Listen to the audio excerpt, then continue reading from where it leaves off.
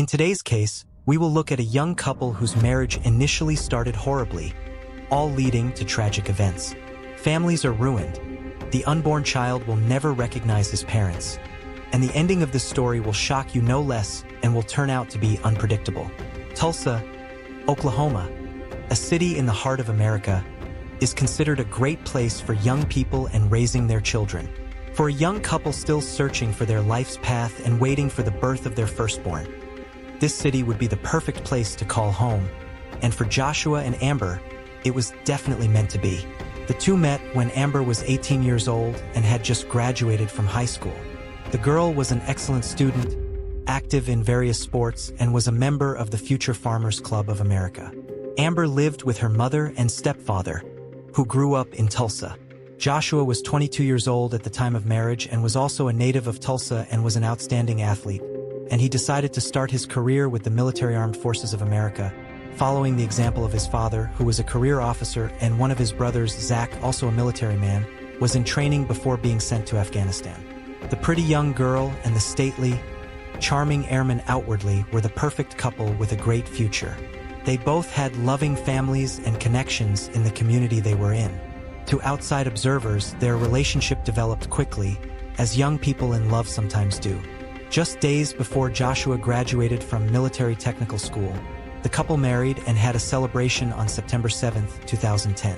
Joshua was required by regulation to be on active duty in Alaska, away from family and friends. Amber, now his wife, dutifully followed her young husband and set about setting up housekeeping and living in a new place, a small town with a completely different climate and lifestyle. Perhaps it was due to the move to Alaska, perhaps to Joshua's busy and stressful service. But his brother Zach sensed that Amber had somehow changed, as if she was trying to escape from something, burdening herself with constant worries. Zach was under the impression that the girl had been controlling and manipulating his brother ever since Joshua had introduced them to each other. Zach advised Joshua to stay away from Amber, but he knew that the girl had been mistreated by her mother and had family problems. So Amber was a bit bossy and nervous, so getting married and moving out should only benefit her and her marriage to Joshua. However, the move and the wedding didn't help, and things took a turn for the worse. Joshua called his brothers home and shared that at first, tearful calls started coming from Amber's side, complaining of loneliness, describing it as mental and emotional abuse from Amber. Joshua then shared with his family that his wife began hitting and throwing objects at him. Zach convinced his brother to contact the military police on base and file incident reports. Finally, one day, Josh told Zach that Amber had hit him with a lamp and pushed him down the stairs. He said that while in Alaska, Amber developed a problem with illegal substance use, which triggered an argument and complicated things between the couple. As a result, Joshua and Amber were referred to counseling on base. It took less than 9 months before the situation came to a head and Joshua was discharged from the military academy. The couple traveled to their home base. Amber had recently become pregnant, and they went to live with Amber's parents. Her mother put the couple in an apartment building on the 25th floor, and their apartment became a place of constant quarrels and accusations. On this day, the couple argued again. Amber was 7 months pregnant, but despite her position, she was more rowdy than ever. During the brawling argument, a television was thrown down and their bedroom window was broken. In a stack of papers was a petition for a protective order Joshua had filed 2 days earlier but never executed. The landlord had gotten a call about the broken window, and the couple was told it was their fault, and therefore they should pay to have the window fixed. Armando Rosales and his workers were called and got to work. When the couple was quoted a price of $150 for the repair, the couple started fighting again. Joshua said that he could fix it himself, but then he and his wife came to an agreement and allowed Rosales to begin repairing the window. During these negotiations, Amber went in and out of the room a couple times and looked very angry. Near the front door were Joshua's previously packed bags where he had put his belongings, a compact disc, and a large set of personal papers. He was leaving Amber and had called his father the day before to arrange for him to come over and help move his things. But since his father couldn't get off work early and was running late, the guy had to call his friends and ask them to help load the stuff. Mr. Rosales, who does the window work, sent his assistant downstairs to get more stuff from a truck that was parked in the lot below. He then walked out of the room into the hallway, perhaps just determined to get away from the arguing couple. While he waited and had a word with neighbors, they heard someone in the apartment yelling, "No, no, no, no," then running, then rumbling, and then yelling again. Downstairs, a Rosales employee was on his way to the truck when he heard glass shattering. Later in court, the man pronounced it was like a movie. "I saw this guy fall, and I heard him screaming, and he was screaming all the way down." And then a few seconds later, Amber's face appeared in the broken window. Across the street, Robert Baker had gone out for a smoke at that time. He looked up at the sound of breaking glass and saw Joshua fall and immediately called emergency services. Later in court, he will testify that he saw the boy lunge face forward. Mr. Rosales opens the door and goes back into the apartment and sees a broken window, walks over to it and looks out. That's when Amber comes into the room and starts saying that her husband fell out the window, that she pushed him. And then Rosales is afraid to approach the woman for fear that she might push him too. Amber tries to convince the man to take the elevator downstairs with her to get to her fallen husband. Rosales does so, but takes her to the lobby instead of the parking lot and sends the building manager with her. And he himself steps away from the young woman to call the police and increase the distance between himself and Amber. Local EMTs, firefighters, and police quickly arrive on the scene. Amber is found near her husband's mutilated, fractured body. She is holding his head with her hands, kissing and begging those around her for help. Firefighters later testified that she begged them to fix her husband so she wouldn't go to jail. One of the firefighters on the scene said that Amber was hysterical when they arrived and worried that the woman would throw herself from the parking deck, which was on the 8th floor. But there was nothing they could do to save Joshua's life. He died from the impact, and the wounds on his body were incompatible with life. While experts worked to secure the scene, Amber calls her grandmother and asks her to come down to be with her. A police officer was assigned to pick Amber up and take her downtown to the main police station. Amber asks if she can wait for her grandmother and is given permission, being taken to a part of the lobby that was away from the gathering spectators. The policeman then takes Amber and her grandmother in a patrol car to the station. During the ride, the officer listens to Amber's quiet conversation and hears her tell her grandmother that she pushed Joshua and he fell out the window. Upon arrival, the women are led to a special room used for interrogation. It is equipped with recording devices, cameras, necessities such as water, medication. Leaving them alone, the officer goes into the observation room and hears a conversation. Realizing that important future information can be heard, he turns on the recording.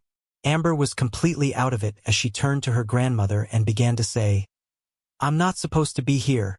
Josh is dead and I'm here. Not only did I lose my husband, Ginny and Patrick lost their son. Zach lost his brother and his grandmother. Grandma has a heart condition and will not bear the news of the death of her favorite grandson. I still don't remember holding the broken body and just looking at him." Amber's grandmother realizes that the girl could very well blame herself for the accident if she keeps talking and keeps talking. Her young granddaughter is definitely distraught, and she begins to reassure her, telling her that Joshua is now in God's hands. As time passes, Amber begins to reminisce about her days with Joshua in Alaska and mentions that when they were prescribed to go to counseling, one of the counselors mentioned that if she and her husband stayed together, she would eventually kill him. Continuing to talk to herself, Amber utters that if she had known this is what would happen, would she have pushed Joshua? Grandma asked, "But you didn't intentionally push him, did you?" And immediately prompted Amber to say that it was purely accidental. Further events will unfold around the relationship between Joshua and Amber's relatives. Joshua's family would argue that he was trying to give Amber the opportunity to live away from her parents' home, where she could recover and heal from her addiction to illegal drugs, have a baby, and enjoy motherhood.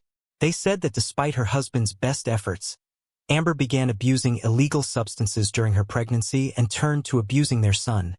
Feeling that out of love for her, Joshua would not hurt her.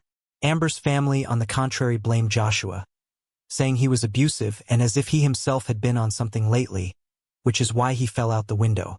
Two sides, two families fiercely defended each their truth, their child. However, the local police had to deal with the evidence at hand and put more trust in them. Amber, by her own admission, had a hand in Joshua's death and was charged with his murder. Questions remained, however, as to whether it was a cold-blooded murder, premeditated and pre-planned. Nothing seemed to indicate that it was, other than the early warning that she could be the cause of Joshua's death if they didn't break up. It was second-degree murder, a crime of passion. Witnesses in the apartment and those who saw Joshua's fall point to one or more heated arguments that led to this terrible tragedy. It turns out, then, that it was something between manslaughter and negligent homicide, and Amber's behavior in the interrogation room and her words definitely point to that. Amber was released on bail as the defense began to build their case. On her due date, Amber safely gave birth to a baby boy, but then got into trouble again, which ended with the loss of her freedom.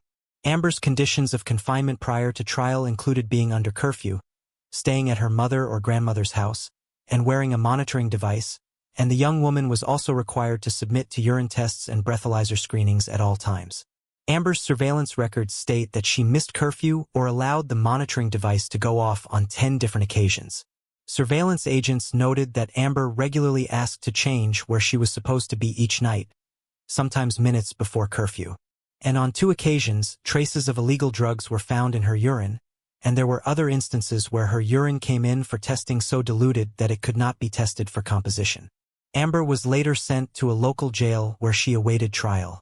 While she was there, inmates said Amber laughed both times she was approached about her husband's death and said she was the one who killed the bastard by pushing him out the window. But outside of prison, Amber was immediately converted, and so was her story. In court, the young woman claimed she acted in self-defense and that Joshua attacked her. It was suspected that Amber may have been under the influence of alcohol at the time. The girl told how it all happened. They were arguing with Joshua and he grabbed her by the shoulders. She pushed him away and the guy tripped over some large candlesticks and fell out the window. During the investigation, autopsy results revealed the extensive injuries Joshua had sustained. Both of his legs were broken, as were his arms. Most of his ribs were broken, and his sternum and pelvis were also fractured. There was also severe internal organ damage incompatible with life. A toxicology report was prepared, which showed that there was absolutely no trace of banned substances in Joshua's system. The prosecutor was provided with a photograph taken at the scene, which showed that the tall spindle-shaped candlesticks standing by the window had not been disturbed. Detectives who were called to the scene that day saw no evidence of a struggle in the room, and there was nothing unusual in the room. Measurements of the sill, the window, and Joshua's height ratio suggested that he may well have fallen through the window if pushed. The very integrity of the window was questioned because the house was built in 1966 and the glass in this particular window was part of the original construction. The window consisted of 2 panes of glass separated by a small gap. There was no lamination on them and they were not tempered like modern glass panes in high-rise buildings. Inspections showed that the gaskets around the window itself had deteriorated over time. Any rough contact with this window could have caused it to fall outward. Amber was offered a plea bargain twice before the trial began. Once on a second-degree murder charge where she would have gotten 5 years in prison with 15 years probation, but the woman refused. Afterward, a second option was offered that included a straight 7-year sentence on the second-degree murder charge. Amber again declined, as she preferred to stick to her story of self-defense. In the end, it took the jury only 3 hours to deliberate and convict Amber of second-degree murder, which carried a sentence of 10 years to life in prison. In the end, Amber was sentenced to 25 years in prison and a $10,000 fine, and was ordered to pay her husband's funeral expenses. She later appealed the sentence on the grounds of poor representation. The appeals court denied review and upheld the sentence. In 2014, while in prison, Amber did a couple of interviews for the BBC and for the Dr. Phil show, and after she was approached by the local Tulsa television studio to do an interview as well, Amber responded in writing, stating that while she had not previously complained to journalists, she was willing to give her consent for them as well. This letter reached the Tulsa police station, but it was too late to authorize this interview. For the day after the letter was mailed, Amber was found dead. She hanged herself in her cell on October 24, 2016. An autopsy revealed that Amber died from hanging herself from an electrical cord. There were linear scars on her left wrist and forearm, and toxicology reports showed that a certain amount of banned substances and antidepressants were present in her blood. Amber's family and friends did not believe that she had killed herself in prison. They pointed to a letter agreeing to an interview sent the day before as evidence. Joshua and Amber's families are still suffering from what happened on that fateful day. The boy, born Amber, was taken in by his maternal grandparents and who will never know his parents. Joshua and Amber Hilberling's relationship quickly soured and was the end for each of them. Cases of domestic violence abound in America and around the world, and the people involved have the option of seeking help to escape the battering. Social service offices are available in almost every community, but these resources often go untapped by those who need them most. Perhaps this story could have turned out differently, and perhaps it would not have ended so early and so tragically if the couple had sought help in time. And no matter who is suffering in the family, man or woman, this help should not be neglected. Be careful. Take care of yourself. Thank you for watching. I recommend to watch other true crime stories. Click right now, and also subscribe to my channel. See you soon.